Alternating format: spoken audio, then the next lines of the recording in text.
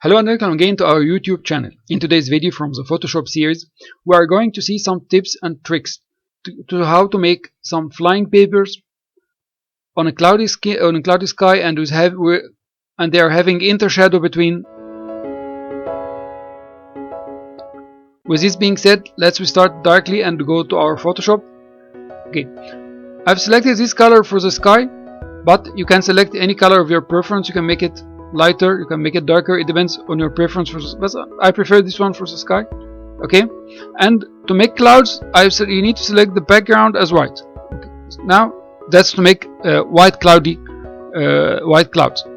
So, and I will be filling my first layer with a blue, and then I will go to filter, render, clouds. These clouds will be added.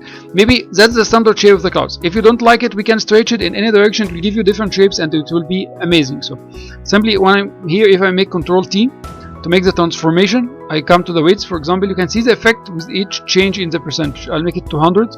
You can see it is stretching right and left. I can make it 300. It's stretching again. I can make it 400. You can see stretch. You can add an effect stretch in the vertical direction. This is the horizontal stretch. I can make this one 200, for example. You have the different shapes of the cloud, 300 and so on. It will be depending on your preference. How do you like to make the shape of your clouds? But what happens with this layer, which is extended more than the my canvas, which is 1000 by 1000 as we usually select it? So I will go to image, then I need to select back the move tool and then image and then trim. Okay, now this layer is trimmed again to my canvas size, and this is the shape of the clouds I'm going to use. Okay, we will continue this lecture on a different cloud base I had already made from before this one, and then we will see how to make the flying papers. And then simply I will add square or rectangle like this one. Okay, and I will start writing on it. Okay, as we said in a previous video, when I make clicking, you will have this round figure around the text starting, which means that it will give you a text box that is equal to the volume or the area, equal to the area, not the volume, sorry. Inside it you are going to write. It will not give you just simply a straight line. So this text box, I'm going to write our name of the channel for example, so one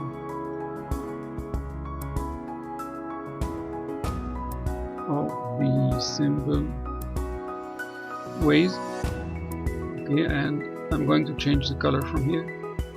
I'll take a dark blue color. Okay, and then I will copy it again, and this one I can change just a little bit. We can change the font from here. We have great fonts coming in with Photoshop. So this one, for example, and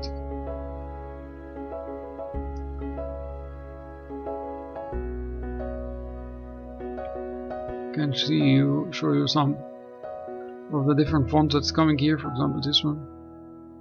Okay. Okay, and then we copy all and paste them again, so we have the effects we like. Okay, so we have some writing now inside our paper, and then I'm going to select this layer and the merge layers. Okay, that's great. That's the first effect layer. So now we can come to edit, transform. We'll start with perspective effect. This perspective effect helps you as if you have your paper is coming to the depths. It's not only on the screen. So I'm going to make it like this. You can see the effect, and it's transforming directly the text with you going to the depths. Okay, and then I can add one more effect. For example, transform. We have the warp effect. Okay, this warp effect will give me the effect of a turned paper, or a slightly turned paper like this one, for example. So to make it effective, I can make it from the both sides, like this one, equally. So I'm having this effect on my paper. Okay.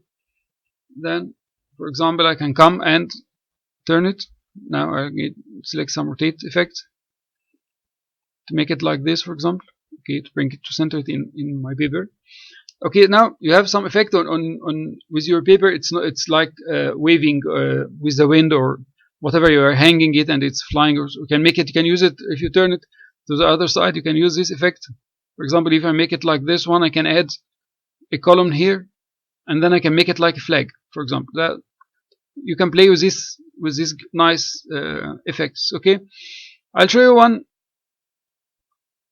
trick, small trick or play. We can make it here again. If I come to edit, transform, and scale. For example, I make scaling for this one. I'll make a small one out of it. I will come here, and then I need to turn it. So edit, transform, rotate, and I turn it, for example, in this direction. Okay, and then I will make a copy of it. So I'll come to this one, Control V. Okay, now I'm having two papers above one another. So to have this effect of one paper above one another, I can come to layer, layer style, and then drop shadow. Okay, you can play with the settings of the drop shadow. This will give you the distance, the separation of the shadow from the paper itself. This will give you the spread. This one, the opacity, sorry, this one gives you the distance between the shadow and the paper. You can see it's dropping very much, or it is coming a little bit behind. You can give it the spread. This spread gives you the focus of the shadow, and then you can have the size, okay, to increase it. Okay, now we are having this paper is making shadow on the other one. So if I say now, okay, I can make it this way.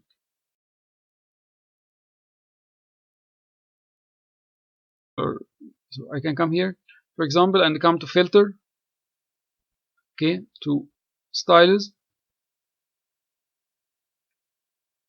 Okay, and for example, if I need it, give it a wind effect as if it's flying with the wind. I give it a wind effect like this one. Okay, so you can see this effect, wind effect is coming around the edges of my paper. I can repeat it on the other one. So also, so I will select the other slide, and if I come here to filter, you will find it on the top by default. So I'm having the wind effect on them. You can make many papers on the same page, and you have the same effect. Okay, so this one is for making a paper a little bit tilted.